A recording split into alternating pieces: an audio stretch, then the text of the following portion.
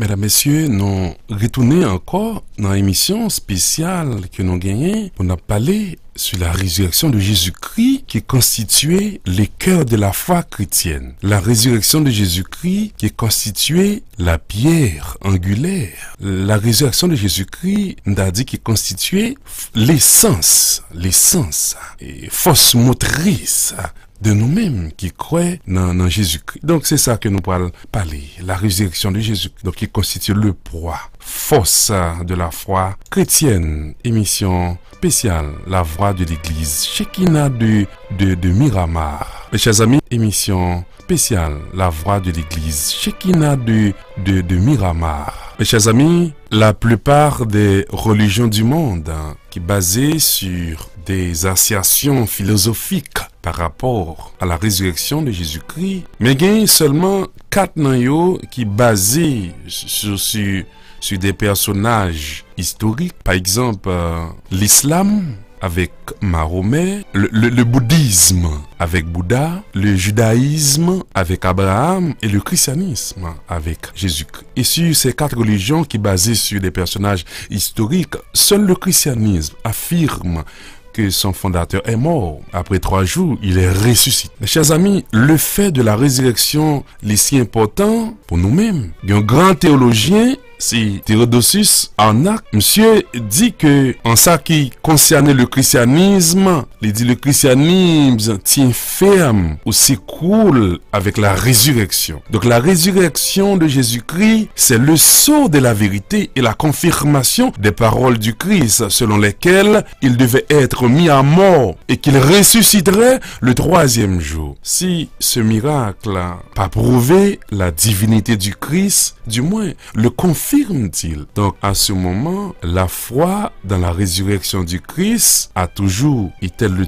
tenant central de l'Église. Ceci n'est pas étonnant puisque l'apôtre Paul a affirmé dans 1 Corinthiens chapitre 15, verset 14 à 17, 1 Corinthiens chapitre 15, verset 14 à 17, lit clair. Paul dit, s'il n'y a point de résurrection des morts, Christ non plus n'est pas ressuscité. Et si Christ n'est pas ressuscité, notre prédication est donc vaine. Et votre foi aussi est vaine. Et nous serions de faux témoins à l'égard de Dieu. Et si Christ n'est pas ressuscité, votre foi est vaine. Donc, en d'autres mots, nous n'avons pas dit, si Christ n'est pas ressuscité, nous sommes qui encore dans le péché. D'après Paul. Il y a Michael Green, justement, pour observer la résurrection de Jésus, monsieur dit que la résurrection de Jésus est le tenant du christianisme. Sans la foi dans la résurrection, il n'y aurait pas de christianisme du tout. C'est ça qui fait que l'église chrétienne n'aurait jamais commencé. Le mouvement de Jésus serait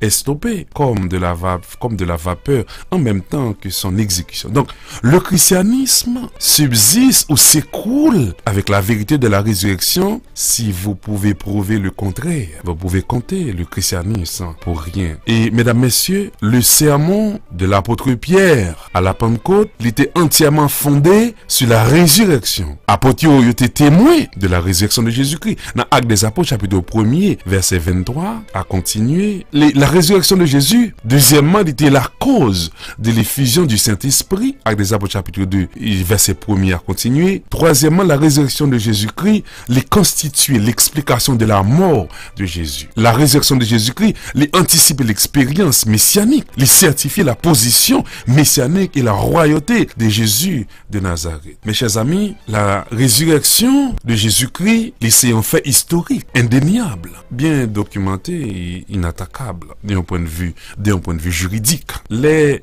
premiers historiens qui documentaient la résurrection, eh bien, quelqu'un a dit une fois qu'il y a plus de preuves historiques sur la résurrection de Jésus-Christ que sur la défaite de Napoléon à Waterloo. Il y a un savant britannique, Buckford Prescott, monsieur déclaré qu'il n'y a pas d'incident historique qui soit mieux ou plus soutenu et de façon aussi variée que la résurrection de Jésus-Christ. Donc bien plus, il n'existe pas l'ombre d'une évidence existante qui puisse réfuter la résurrection. Voici, mes chers amis, quelques exemples d'écrivains respectés. Monde qui était bien connu, t'as écrit dans le 1er siècle là, qui a soutenu la résurrection de Jésus-Christ avec écrit.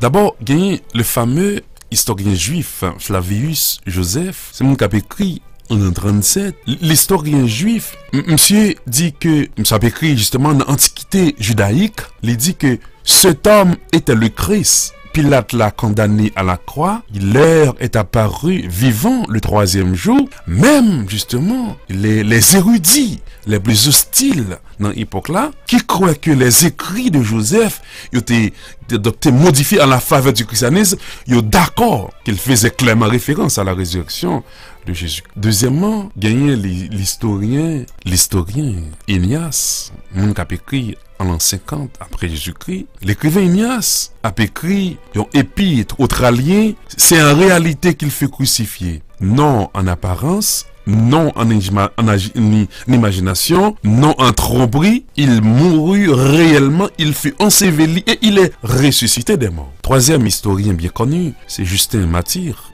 Mon a écrit 100 ans après Jésus-Christ. À maintes reprises, Justin a écrit sur Jésus comme au sujet d'un être vivant qui a finalement été exécuté par les Romains à cause de sa doctrine. Durant la vie de Justin, la résurrection était une histoire récente qui aurait facilement été ignorée si les évidences avaient été faibles. Quatrième historien, c'est Tertullien, mon qui a écrit en 160 après Jésus-Christ. Tertullien fait les mêmes références à la résurrection du Christ, quoi qu'il ait vécu dans une génération éloignée de cet événement, mais évidence les tout de même suffisante pour le capable de convaincre son authenticité, n'est-ce pas, et de la résurrection de Jésus. Mes chers amis, la Bible a pensé que la foi chrétienne tout entière allait reposer sur la résurrection de Jésus. Cependant, tout le monde qui est honnête, qui cherche sincèrement la vérité, doit se poser la question suivante. Existe-t-il des faits objectifs qui sont capables de prouver sans l'ombre d'un doute la résurrection de Jésus-Christ?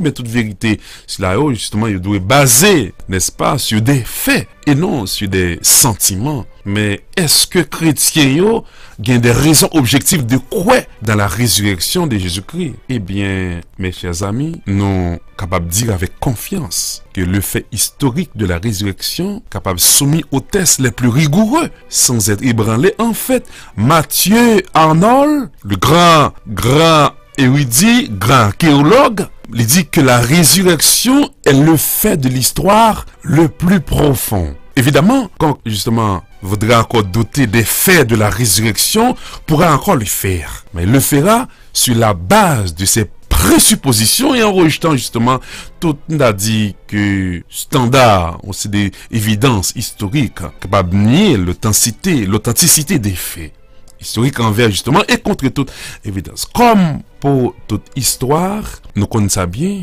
la fiabilité de certaines sources droit supposé accepter. Autrement, il ne pourrait y avoir aucune histoire du. Et les évangiles, justement, classés dans la catégorie des documents historiques fiables, même si on ne croit pas dans l'inspiration verbale des Écritures, mais il y a un bon nombre d'étudiants qui font recherche, étudiants c'est mon qui est impartial, qui ont examiné la résurrection de Christ sur un angle juridique, ils ont été frappés par le poids des évidences en faveur de ces événements en tant que fait historique. Voici un exemple d'une lettre écrite par Dr. Edward Clark Ayon Pasteur. Edward Clark Ayon Pasteur. Mais ça, monsieur dit. J'ai effectué une étude en prolongée des événements du premier jour, n'est-ce pas, de Pâques. En tant qu'homme de loi, pour moi, les évidences sont concluantes. J'ai dû prononcer bien des verdicts à la Cour suprême sur la base d'évidences bien